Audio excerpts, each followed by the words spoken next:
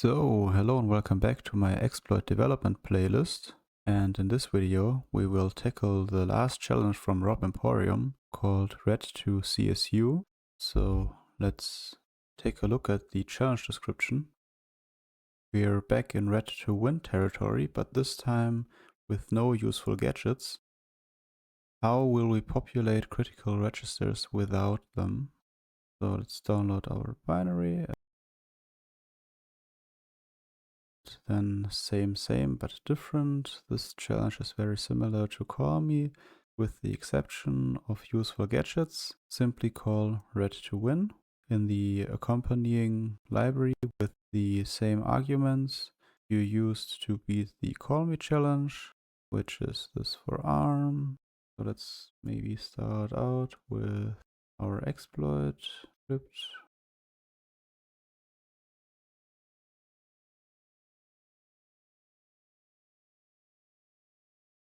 And let's set our context stuff again.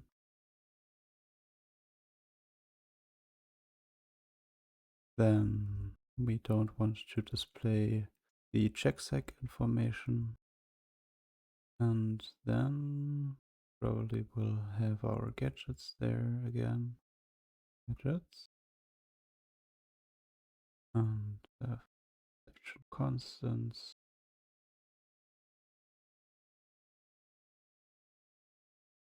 So we have our arguments prepared and we need to get them here into our RDI, RSI and RDX register. So also let's stick with the naming convention of starting to count with 0.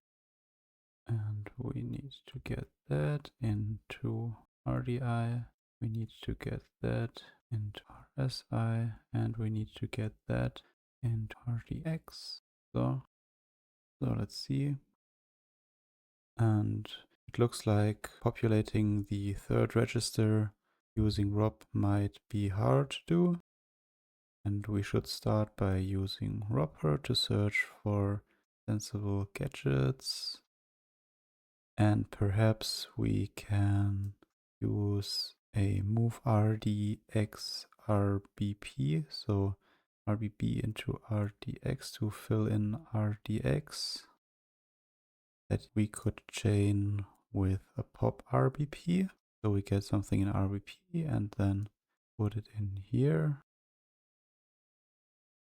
And fortunately, some people came up with a universal ROP or micro ROP or return to CSU or ret2csu, and we can learn all about the subject from this paper. And here we have the gadgets that are located in libc CSU init. And it looks like there are useful gadgets here in AT&T syntax, so it's a little hard to read. Let's zoom a little bit in. And yeah, as we can see, we have pop RBP here. So RBP gets filled and RBX gets also filled. And we also have a call to RBX times 8 plus R12, I think. I'm not too familiar with reading AT&T syntax. We will take a look how that looks in our case for our library. Okay, but so much for that. I think we don't need to have the browser window open anymore. So let's go into and dedicate this window to our window for the gadget gathering. So what we need to do is we need to find the return address, and we also need to find our offset again and define our padding. So I will just guess that it's 40 by now because it has always been. And we will also do the padding like this again. Then what we need is the ret2win function. Let's take a really quick look before we search for gadgets with radar.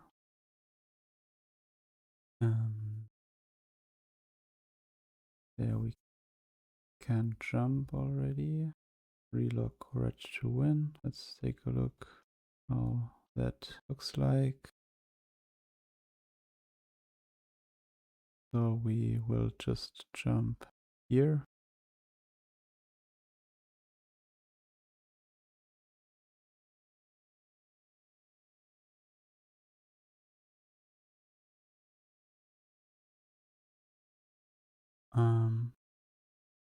It actually looks like that we will jump here. Sorry. Okay, so much for that. And then we of course also have the libcsu init as described in the paper. So let's take a look into there. And let's take a look what we have. Here we can see our call that we saw on the paper. Here's our return. So, and here we have something useful. No, maybe not. We need to control RDX, RSI. Okay, I see how that could work. We have this to populate the registers, and then we have this right here, so we can have a call to our R12 register that we control here. So, okay.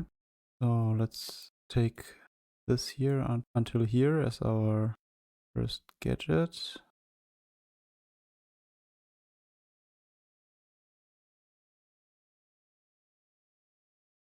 And then we still need to control RDX, and RDX is modified, and here we have R15 moved into RDX, so that's perfect. But let's see if we can make use of that. Note that address down.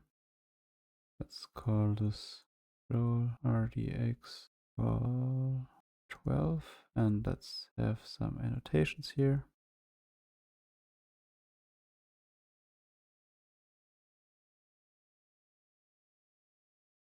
And we would like probably to skip the next thing. And then we pop all of these things and have a return. So we run right into this location again. We have 1, 2, 3, 4, 5, 6 pops. And also an add RSP8. So that's like another pop. So let's say pop times 7. And then finally a return. Okay, so far so good. So how do we make use of that? Let's start simple again and get our process. And then and our payload, and then after that we will also go into interactive mode again. And in here we will build our payload, and we will just equal that to heading. And then we will probably start out with our first gadget here. So that one. And then at the very end, we will probably want to return to ret2win. So far so good. Then we want the first thing in RBX. RBX will be used here. and it will be compared to RBP B1 then when we set it to 0 here. That's 1 here, so RBP would need to be 1. So we can skip this, and we can luckily control both of these registers. And then we can place some kind of return pointer here, so that gets called in R12. Okay, so we would like 0 in RBX, and we would like a 1 in RBE, so we can skip this. So RBX is 0 here because we would like to call R12 directly. Then we add 1 to it. Then here in the next line, it gets compared to RBX. So RBX would need to be 1. Luckily, we can control that also. And that makes us skip the jump not equal. Then we have 7 pops here and then a return.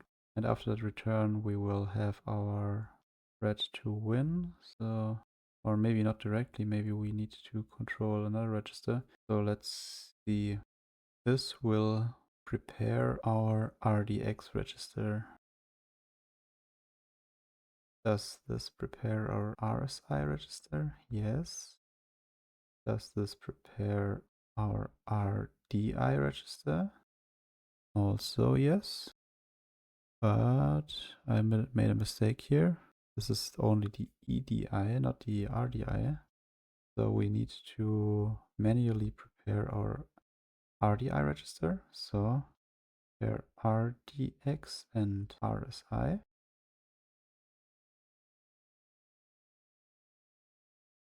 So unfortunately, we can't call ret2win in R12 directly, what I thought initially, because we still need to prepare our RDI register, and we need to be wary of RDX and RSI so we don't mess these up.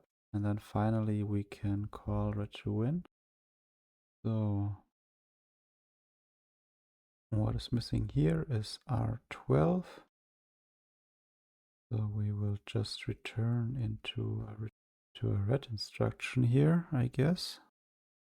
And this one looks good. Then R13 will be moved into EDI. So we can place anything here. So that ends up in R13 and that ends up in EDI. Then we finally get to fill in our arc1 and then our arc2, because that gets put into R14 and R14 gets put into RSI, and RSI is our R1. And then this gets put into R15. And here the same game, R15 gets put into RDX, and RDX needs to be our arc2, like so. And then we have all our pops, and then we are at the return, and we would like to return to this location, where we will then finally fill in all of our stuff, and hopefully I'm sorry. We need to actually return to an address that points to a function. So that will be a little bit more tricky. And let's just call this func pointer. But let's ignore this for now. Maybe just put something so we know that we still have to do it. Then we finally need to prepare RDI. So let's see. Here we would like. Okay, we can control 6A1. Oh, sorry, not RSI, of course. We need to control RDI. Perfect, that's even better. That's at 6A3.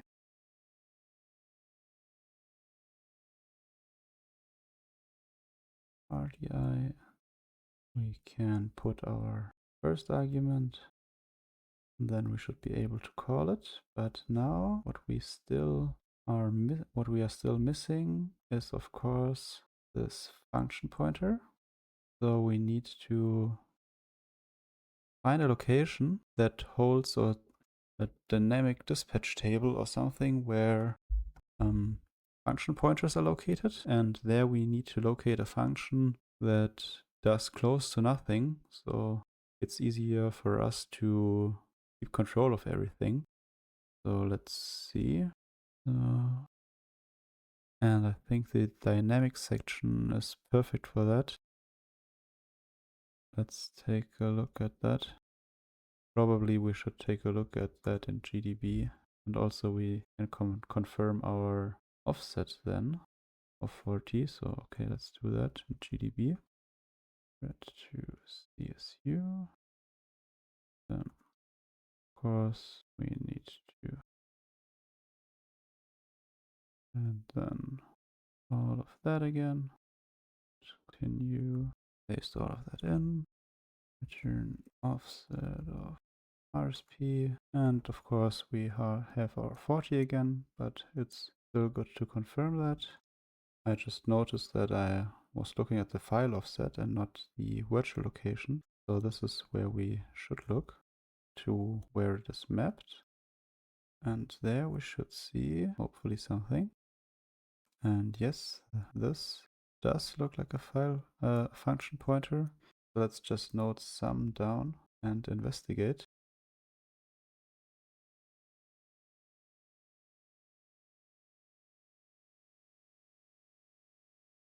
And that's already everything. Okay, so let's investigate. 2, 0, 4, 4, 0. Yeah, I think that is already too much. I would like to take a look at the last one maybe. And we are only modifying RAX here, so that looks good. EZX, okay. Maybe not that great. That also doesn't look that great. Let's take a look again. What else we have? We have 4 noted down. This one we also have, but this one we didn't take a look at yet.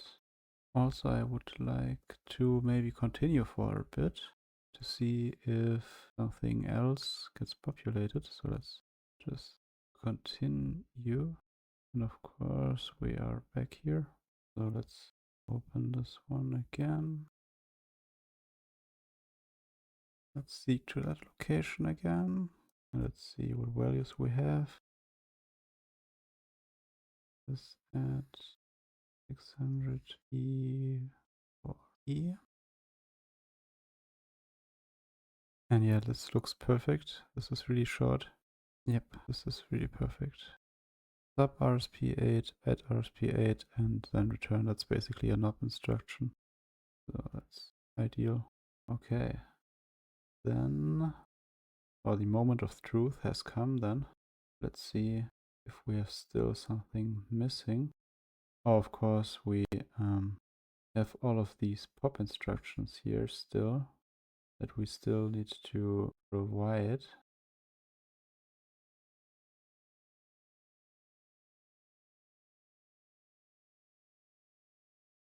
Something like this, right? So fingers crossed.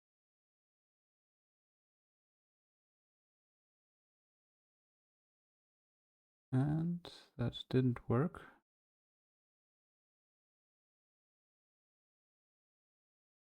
So let's see if we can find a problem in here. So we first provide our heading, then our first gadget. Then we pop this into RBX, yes. And then this one into RBP. Then we have our function pointer, and of course that's the, oh no, this is the right one.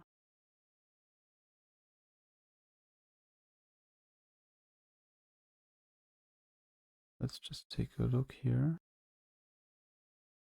Want to go to 6E. Oh, sorry.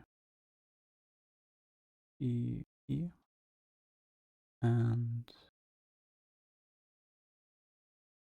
And of course it's E or 8. And then maybe let's give this another shot. And yeah, this was really the problem. As you can see, we've solved the final challenge of Rop Emporium. So I guess that's really good. And let's see how we will continue next time. But I think I want to clean this up a little bit. So let's see how we can clean this up a little bit. At the end, I don't want to have this interactive mode, and also there is the caret again, that where we can enter our payload after. So I want to send line after again, and also use this again. And also I don't want to do that. I want to, and of course I need to call the decode again here. Let's see if that already works. Well, not quite. And that looks much better. So, okay, I think I will upload all of my exploits to GitHub so you can take a look. And with that, thank you very much for watching this playlist and sticking around, and I hope you got some information from it. I've also done this to learn for myself, and yeah, see you in the next video.